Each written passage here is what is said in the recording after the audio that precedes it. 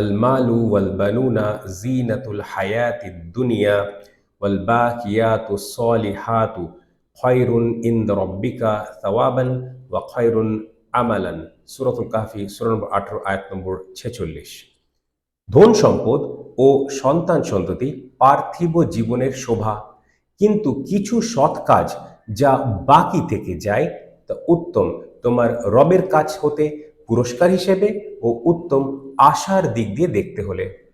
আমরা পড়ব সহজ সরল আয়াত। আল মালু ধন সম্পদ, ওয়া ও, আল বানুনা সন্তান সন্ততি, জিনাতু শোভা, আল হায়াতি এটা কি বলবো, আল হায়াতি আর দুনিয়া এটা হচ্ছে ওয়ার্ল্ডলি লাইফ।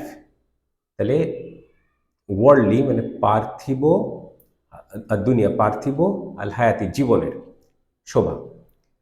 ওয়া এখানে কিন্তু হিসেবে ব্যবহার হচ্ছে, কিন্তু আল বাকিয়াতু as-সলিহাতু এটা মওসুফ সিফা, তাহলে as-সলিহাতু আগে আমাদের অনুবাদ করতে হবে, কিন্তু কিছু সৎ কাজ, ওয়াল বাকিয়াতু মানে আল বাকিয়াতু ওয়াতে এসে গেছে কিন্তুতে, যা বাকি থেকে যায়। এই বাকি শব্দটা আরবি থেকে এসছে, হিন্দি উর্দুতেও বলা হয়।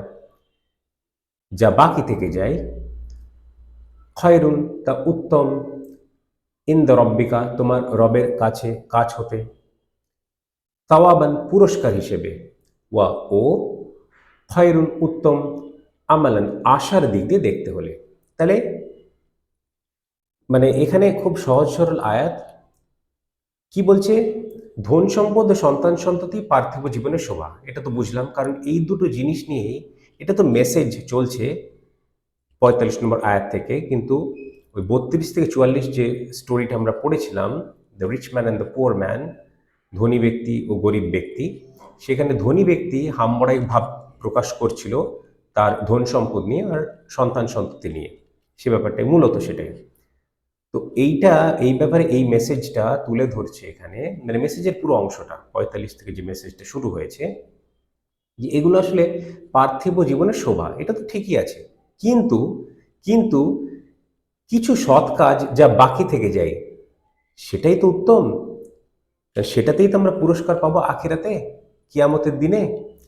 যা বাকি থেকে যায়, খয়রুন তা উত্তম, ইনদা রব্বিকা তোমার রবের কাছ হতে, সাওয়াবান পুরস্কার হিসেবে। তাহলে তোমার রবের কাছ হতে পুরস্কার হিসেবে যেটা তোমরা পাবে সেটাই উত্তম।